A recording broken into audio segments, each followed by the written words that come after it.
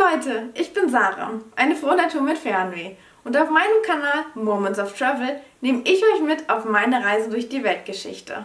Seit Covid-19 ist einfach alles anders und ich habe mich deshalb entschlossen, mehr von Deutschland zu bereisen. In meiner Videoreihe zum Harz habe ich euch schon mit nach Goslar und auf den Brocken genommen. Im dritten Video geht's heute nach Wernigerode. Und ich kann jetzt schon versprechen, in der bunten Stadt am Harz gibt es einiges zu entdecken. Was mir bei der Ankunft sofort auffällt: Der historische Kern der Altstadt besteht größtenteils aus farbenfrohen Fachwerkhäusern. Ich beginne meinen Erkundigungsgang vom Westen aus und lass mich erstmal treiben. Habe kein konkretes Ziel im Kopf. Die Altstadt ist fußläufig sehr gut zu erkunden, sodass ihr früher oder später an jeder wichtigsten Sehenswürdigkeit vorbeikommt. Genau wie in Goslar gefallen mir hier der Kleinstadtcharme, die alte Architektur und die engen Gassen sofort. Hier gibt es hinter jeder Ecke etwas zu entdecken und ich liebe es. Der Westerntorturm wurde als Stadttor erbaut und ist mit 41 Metern der größte noch erhaltene Wehrturm in der Stadt. Weiter in östlicher Richtung komme ich zum sogenannten Schiefen Haus. Es ist nicht schwierig zu erraten, woher das Fachwerkhaus seinen Namen hat. Denn der vor dem Gebäude fließende Mühlbach hat das Fundament in den letzten Jahren so lange unterspült, bis das Haus absank. Fun Fact: Die Neigung ist sogar größer als die des Turms von Pisa. Ehemals war hier eine Tuchfabrik untergebracht, heutzutage findet ihr darin ein Museum zur Lokalgeschichte. Doch in Wernigerode gibt es nicht nur das Schieferhaus, sondern in der südlichen Kochstraße auch das kleinste Haus. Es wurde 1792 erbaut, ist 3 Meter breit und die Haustür ist nur 1,70 Meter hoch. Ich könnte also gerade noch ungebürgt hineintreten. Und es sollen sogar mal 11 Personen gleichzeitig hier gewohnt haben. Und heute könnt ihr das Haus besichtigen.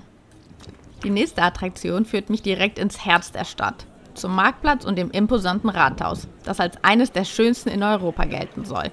Und ich kann durchaus verstehen, wieso. Es wurde 1277 erstmals urkundlich erwähnt, wobei es sein heutiges Aussehen erst in der Mitte des 16. Jahrhunderts erhielt. Und, ich weiß nicht, wie es euch geht, aber ich habe noch nie solch ein Rathaus gesehen. Die Fachwerktürme, die Farben und die Schnitzereien, dieses Gebäude war einer der Hauptgründe für meinen Besuch in Wernigerode.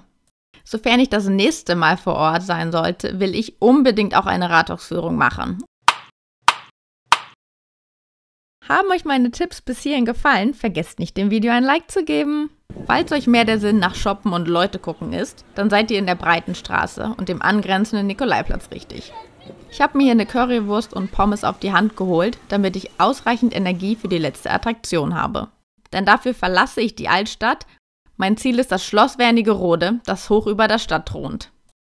Auf einer kurzen, angenehmen Wanderung laufe ich hoch zum neugotischen Schloss. Ursprünglich war es unter anderem eine mittelalterliche Burg für die deutschen Kaiser und ein barockes Wohnschloss, in dem sich mehrere Grafen mit ihren Familien niedergelassen haben. 1930 wurde das Areal teils der Öffentlichkeit zugänglich gemacht und sofern ihr nicht die Innenräume des Schlosses plus Museum besichtigen wollt, kostet euch der Besuch auch keinen Eintritt. Ich liebe es, auf meinen Reisen Schlösser zu besichtigen und so genieße ich gerade jede Sekunde. Ein absoluter Pluspunkt ist der tolle Blick, den ihr von der Aussichtsplattform auf Wernigerode und bei gutem Wetter auch auf den Brocken und den Harz habt. Wenn nicht gerade Corona ist, werden im Innenhof jährliche Schlossfestspiele veranstaltet, wobei Opern wie die Zauberflöte aufgeführt werden und falls ihr etwas mehr Zeit im Gepäck haben solltet, könnt ihr den Lustgarten oder auch den Wildpark Christianenthal in Nähe des Schlosses besuchen. Dort gibt es einheimische, teils seltene Wildtiere zu erleben. Dann ist es auch schon wieder Zeit für meinen Abstieg. Natürlich gibt es noch viel mehr Sehenswertes in Wernigerode zu entdecken, wie zum Beispiel die Johanneskirche, das Krummelsche Haus und den Kaiserturm. Doch das waren meine 5 ganz persönlichen Lieblinge für euch. Wow, was für eine wunderschöne Stadt Wernigerode ist, oder? Was hat euch denn am besten gefallen? Und gibt es vielleicht noch Dinge, die ihr ergänzen würdet? Dann schreibt sie gerne unten in die Kommentare. Falls euch dieses Video gefallen hat, würde ich mich freuen, wenn ihr ihm einen Like gebt. Und wenn ihr auch bei meinem nächsten und finalen Harzabenteuer durch die UNESCO-Weltkulturerbestadt Quedlinburg dabei sein wollt, dann abonniert jetzt meinen Kanal. Ich sehe euch dann in meinem nächsten Video. Ciao!